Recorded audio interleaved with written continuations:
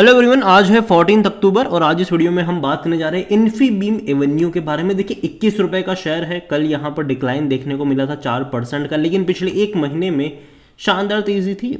17 रुपए से ऐसी रफ्तार आई कि 22 पे गया था और जो गिरावट थी वो कल ही यहाँ पर देखने को मिली। बातचीत करेंगे कि भैया कंपनी कैसी है और जो इनके नतीजे आने वाले हैं सितंबर क्वार्टर के वो कैसे आ सकते हैं, और इवन उसके बाद के नंबर्स भी तो कैसे रहेंगे कंपनी के, और जिस वैल्यूएशन के ऊपर है वो सस्ता भी है कि नहीं। देखिए वीडियो को शुरू करें उससे पहले अगर आपने अभी तक चैनल को सब्सक्राइब नहीं किया है तो प्लीज़ अभी इसे सब्सक्राइब कर लीजिए, क्योंकि आगे भी बहुत सारे वीडियोस हैं जो आपको काफ़ी ज़्यादा हेल्प करेंगे। तो 21 रुपये का शेयर है इन्फीबीम एवेन्यू का और एक महीने में 20% की तेज़ी, लेकिन एक साल का ग्राफ देख लोगे तो तेज़ी 45% की है। देखो लगातार गिर कर ये गया था 13 रुपये पर, तेज़ी दिखाई 16 पर आया, वापस गिर कर 13 पे गया और उसके बाद फटा है ये ज़्यादा। 18 पे गया, थोड़ा सा ही करेक्शन दिखाया, वापस तेज़ी पकड़ ली, अब वापस करेक्शन है। देखो बहुत ज़्यादा बड़े करेक्शन में एक्सपेक्ट अब यहाँ से नहीं कर रहा हूँ। रीज़न ये है कि कुछ अच्छी खबरें आ रही हैं और अगर खबरें सही हुई तो चीज़ें बेहतर हो सकती है। सबसे पहली चीज़ यहाँ पर है कि कंपनी के ग्रोथ, इन्फीबीम एवेन्यू एक्सपेक्ट कर रहा है 70% growth in top line this financial on higher client addition. बड़े क्लाइंट इन्होंने ऐड करे हैं यहाँ पर। अगर आप देखोगे तो 70% year on year growth expect कर रहा है दिस फिनेंशियल ईयर में, जो कि 35,000 करोड़ रुपए के आसपास हो सकता है, क्योंकि इन्होंने काफ़ी अग्रेसिवली नए नए क्लाइंट्स को ऐड करा है, जो कि अच्छी बात है, बेहतर चीज़ है ये। देखो इन्फीबीम कंपनी क्या है, तो Infibeam provide digital payment services to e commerce platform, digital landing, cloud storage. तो ये कंपनी पहली चीज़ छोटी नहीं है, बड़ी कंपनी है और जिस तरीके के बिजनेस में कंपनी काम करती है डेफिनेटली वो जो बिजनेस है वो ग्रो करने वाला है। और जहाँ तक बात करी जाए प्रॉफिट्स वगैरह की, तो हाँ अच्छा खासा प्रॉफिट भी इनको हो रहा है, हालांकि उतना बड़ा नहीं है लेकिन फिर भी प्रॉफिट कंपनी कमा रही है। अगर हम बात करने जाए कंपनी को लेकर तो यहाँ पर while the number of merchant on CC Avenue has already crossed 10 million mark by the end of the June 2023 quarter, adding over 9,000 merchants on a daily basis। हर रोज 9,000 नए मर्चेंट को ये लोग ऐड कर रहे हैं और ये बड़ी बात है इस कंपनी के लिए। और 10 मिलियन मर्चेंट का जो मार्क है वो छूना कोई छोटी चीज़ नहीं है, काफ़ी बड़ी चीज़ है ये। Infibeam also venturing into the artificial intelligence space to address the growing market for AI-enabled fraud detection, towards which it will launch an AI hub in a gift city IFSC। तो यहाँ पर AI को लेकर भी company काम कर रही है और कंपनी जो है वो तकरीबन 300 लोगों को हायर करने वाली है अपने AI हब के लिए, which should be operational from the first quarter of the next financial year.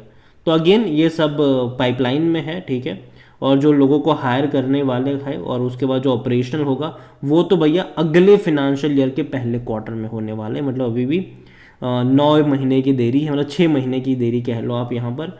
तो ये है यहाँ पर on the proposed AI hub, he said the idea to create AI powered security solution for the fraud detection, authentication and risk identification for both domestic and global financial market। ये अच्छी बात है, company जो है वो expand भी कर रही है, ठीक है। ऑलरेडी वो एक्टिव है यूएई में, सऊदी अरेबिया में, ओमान में ऑलरेडी एक्टिव है ये, and on course to expand. और इसके अलावा यूएस और ऑस्ट्रेलिया में भी इनका वेंचर डेफिनेटली आने वाले टाइम में देखने को मिलने वाला है।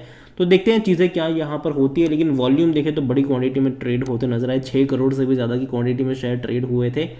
और कंपनी में अगर हम बात करने जाए तो 28 रुपये का टारगेट, हालांकि ये मई महीने के टारगेट थे, मई और फरवरी के टारगेट से अभी देखना पड़ेगा जब लेटेस्ट नंबर्स तो हालांकि किसी ने दिए नहीं हैं, लेटेस्ट टारगेट अभी भी कोई नहीं दे रहा है।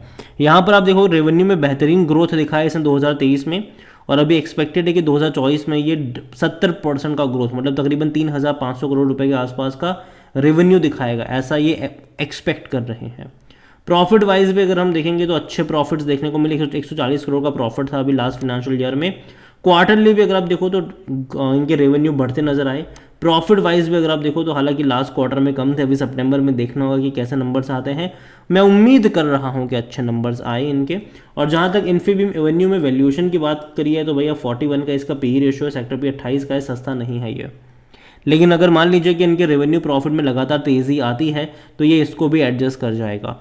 100% एनालिस्ट कहते हैं खरीदारी करो। और जहाँ तक शेयर होल्डिंग की बात करने जाए तो जो प्रमोटर है उनके पास बहुत कम क्वांटिटी है, 30.63% की होल्डिंग है। बड़े बड़े फंड हाउस दूरी बनाए हुए, लेकिन एफआईज बड़ी क्वांटिटी में है, 6.10%। म्यूचुअल फंड के पास छोटी सी होल्डिंग है 0.07% की, डोमेस्टिक के पास कुछ भी नहीं है। रिटेल के पास भी एक्चुअली में देखा जाए तो कम क्वांटिटी है अदर पार्टीज के मुकाबले। अदर पार्टीज 51.70% की बड़ी होल्डिंग सिर्फ अदर पार्टीज के पास है यहाँ पर, और रिटेल वाले 12.04% की होल्डिंग लेकर बैठे हैं।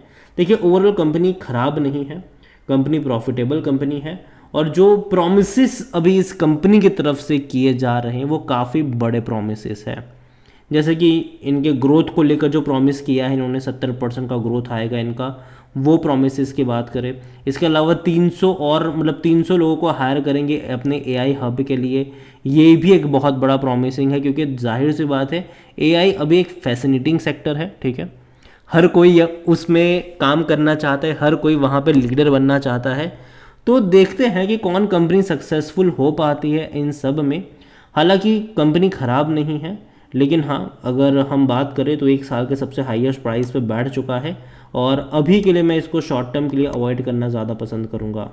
लेकिन हाँ अगर ख़रीदारी की बात है तो मैं यही कहूँगा कि एवेन्यू सुपरमार्ट जो है, सॉरी इन्फीबीम एवेन्यू जो है, नज़र आपकी रखिए इस कंपनी के ऊपर। ख़राब कंपनी नहीं है, लॉन्ग टर्म में मुझे लगता है कि चांसेस यहाँ पर बन सकते हैं खरीदारी को लेकर। अगर आपके पास है तो होल्ड कर सकते हो।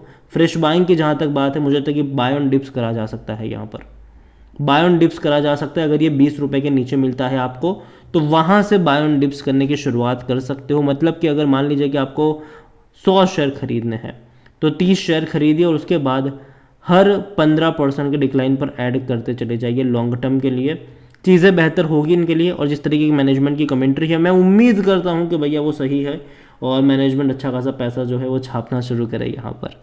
वीडियो को एंड करूँगा, पसंद आया हो तो लाइक करें, शेयर करें। चैनल पर अगर पहली बार हैं तो प्लीज़ सब्सक्राइब करें।